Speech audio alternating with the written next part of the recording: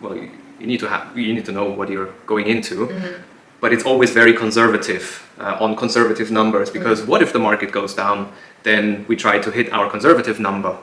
But in the best case, we actually sell it for more than we anticipate, and that's always our goal.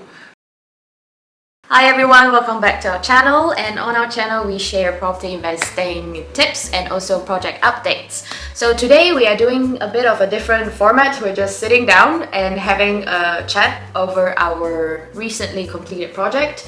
If you guys like it, let us know in the comments below. So today's topic is on what really went well with this project, isn't it? It's maybe we quite should mention rare. which project it is. Yeah, we're so talking about King Street. And for the King Street project, we have recorded already a series of project updates, which I will link it up here, the playlist, go check it out. And we have now officially sold the project.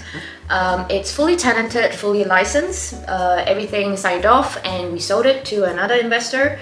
So it's kind of like it ended really well for us, but yeah, throughout the whole journey there has been some ups and downs, which we will share in following videos, so make sure you're subscribed to our channel. So today is a bit of a good feeling. Yeah, a good feeling. So today we talk about what went well on this project, and I have my notes prepared here so we don't forget relevant points. So yeah, let's just roll with it and get started. So the points are not in any relevant order. Yeah. So I just start with it, and yeah, we have funded this one for the first time all in cash. So that is important, because usually when you go into a new project you arrange for a bridging loan, and you're immediately under some time pressure, because they ask you, so how long do you need that project, those finances for? And the general timeline is 12 months. I think to preface this, we know that some people, you might buy a house for cash and then you do everything yourself in cash as well. So in our case, if you have watched all our old videos, we have always funded a project using bridging loan, and we also have bridging calculator that we have provided for free to everyone. So in this case, why it's so special for us, it's because we are fully funding it cash the first time. Yeah. So we have worked with an investor on a couple of other projects before, and when this one came up, we just said, well, look, this purchase price is actually so low, so the bridging rate is quite high in comparison, because all the arrangement fees, the legal fees, just a percentage-wise quite expensive to justify such a small amount. So what's the purchase price? Well, it was only 66,000, and well, justifying $2,000 like legal fees here and there, it's quite a big percentage. So we just bought it in cash. Yeah, and at the same time, because our investor, they have they have the cash lying around and not earning good returns from the bank, so it's good to put into our projects, because we are giving them a fixed return of 8% on their money, and yeah, it's the perfect level of entry for them, so they could fund it in cash. Yeah, and that went really well, because as we all know, the pandemic hit. And that was just extending our timeline by a little bit. So we didn't finish it within the 12 months, but it didn't matter, because the investor is working with us over several years. So it does not matter if we pay back the funds within 12 months from this project, as long as we just pay back at the end of the whole term length. If that makes sense. So usually, why we say 12 months? Because usually a bridging loan takes 12 months, so you have to repay back the bridging loan in 12 months. So in this case, because of COVID and all the other factors, we have had delays, and we're glad that we were not on a bridging loan, because then we don't, incur penalties and all that. Yeah. So that's the funding methods. Then the next point was, we have worked with a build team, well, that is trusted to us. It was a trusted build team, because we have done other projects with them before. So they knew exactly what is our specification. So when they ask, okay, which doors do you want? Then we didn't have to tell them, well, go to Howden's or go to B&Q or whoever, exactly this door. We just say, well, the door from the other projects, just do the same thing again, basically copy paste. The same one. So we didn't have to. It saved us a lot of mental space by just referring to the other project. Like, just do like what you did before. Yeah, and I mean, in a complicated project, in any complicated project, you would just want to minimize the amount of decision making. You want to make decisions on like important, like value adding stuff, not on like the nitty gritties or, you know, what color handles you want, what color doors you want. You know, we don't want to be caught up in that. Yeah. It's because our job as investors is to maximize the returns from a project, making sure that it's actually profitable, and we're not the ones that make all the small decisions about which type of screw and where to buy those and 100 pack or 500 pack.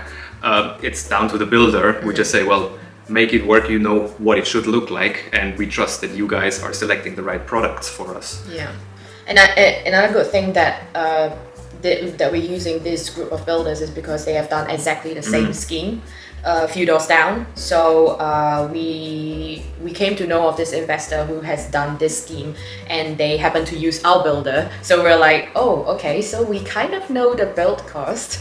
We know how much they bought it for. So, and they have come to the end of that project, which means their schedule has freed up, so they can take on our project, which everything just kind of tied in quite timely. Yeah, so we could also refer to that project, for example, to the floor plan, where the utilities go. Like, well, you open the door and then left and right there's the water and the electrics. Just do it like that other project. Or we also built a dormer just like that other investor did.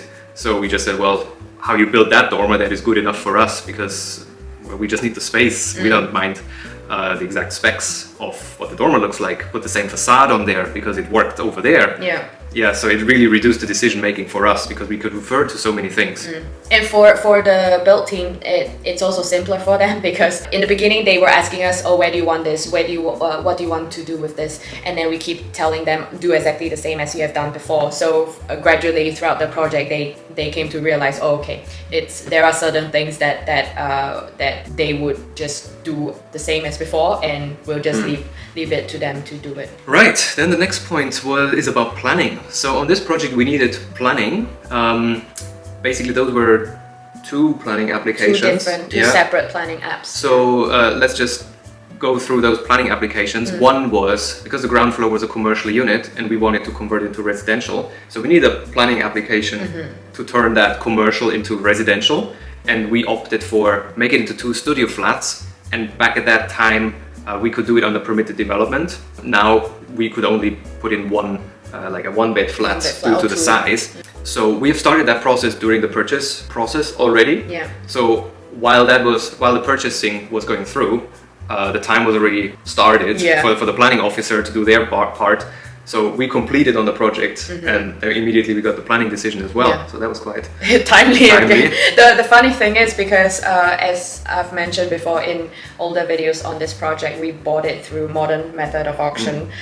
You would think that the seller is under time pressure to complete on it, but they kind of had some delays on their part. I think did it take like 4 months to complete? Yeah, I think there were issues because a family member passed away. Yeah, probate and all that. So it took very long. Yeah, so the delay kind of benefited us in getting the planning. We didn't mind that it takes longer because we had to wait for the planning to go through anyways. Yeah, and we were quite confident on getting the planning because a few doors down there. Yeah, the exact same scheme has been done, so we had confidence. Yeah, and then the second planning application was to actually build the dormer. Maybe now the savvy viewer would say you don't need to get planning for a dormer, but in our case, yes, we did need it because it was classed as a flat above a shop, so it's not above a house. That is where we could go through permitted development and just build the dormer. But because it was classed as a flat, then you need planning permission. So we got that as well right after we bought it. Yeah, then the next point was about our numbers. Those were quite easy for us, weren't they? Yeah. Because first of all, we have done other HMO conversions in the area. Exactly. We have worked with the build team, so we knew the specific breakdown of how much do the electrics cost, how much does plastering per room cost, and the kitchen, because we knew, well, we need the same kitchen as in the other HMOs, don't we? So we could extrapolate from there, and then also using that other investor's project where we knew exactly how much that cost. Yeah, so when we came to start the project on ours, that investor has gotten their project revalued and refinanced. So we know his new valuation after he has done all the conversion and refurb. So that gives us a lot of confidence in our numbers. And in fact, when we bought it, we did our numbers based on very, very conservative done up value. We actually go into the numbers in more detail in another video. Yes, so make sure to subscribe. Yeah, we often get asked the question from viewers, how do we know how much things cost or how much things are worth? Well, it's by knowing other investors, talking to them, getting to know their projects, and it's just engaging with other people. And also doing it yourself, so getting involved in a project from start to finish yourself, so you know how much things cost, and then you would ultimately come up with your own list of, you know, plaster, plumbing, you know, all the start walls and stuff like that. So you'll be able to come up with your own list of costings. So that's why it's a good point for us, because it was, even though it was a large project and it was a high amount of refurbishment, but we knew fairly accurate how much it will cost because, well, of what I just said. Yeah. Next point is about the specification and design. Yeah. Where we think we have done quite a nice job of like over-speccing it in a way where we don't overspend, if you get what I mean. So we managed to make our HMO rooms show up, our single rooms, shared house look nice without splurging on it. So having like a nice selected color for the feature wall, some nice staging, you know, bits and bobs here. And we also hired a professional photographer, which he really makes our room stand out from you know, the tons of listing around the area. So just imagine if you're the tenant and you're looking for a room to rent in the area, you scroll through and then you see ours that really pops out to you. So we came to a point where we say, how do we stand out from others without paying too much? And when you realize that most of the refurbishment costs actually go into the electrics, into the plaster, into the plumbing, there's quite a huge chunk of fixed costs anyways that needs to go into a house. And then you have a blank canvas where now you put the design element onto. So designing it and going that last 5% in making it look nice doesn't cost too much in the grand scheme of refurbishment costs. Yeah, oftentimes the bigger spendings are all behind the walls, like you don't see it. But what makes a tenant want to click into our listing and rent our rooms is basically, the last, I don't know, $5,000 that we spend on it. Yeah, we had one thing, and that actually coming from the next video. It's we needed to get a sprinkler system installed, and that, just like that's $10,000 that we needed to spend, and no tenants would ever appreciate having a fire sprinkler system. Yeah, no spoiler, but make sure watch the other video. Watch our next video. Yeah.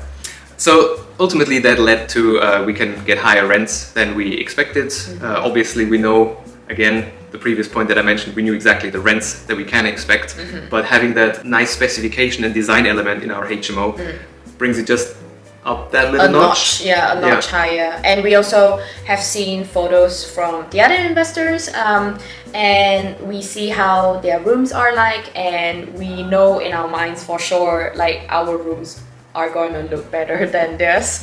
I think our rents are about 10 to 15 pounds more per week per room. So let's just say £10 per week, that is £40 per month, times 8 tenants, that is a good £300 more.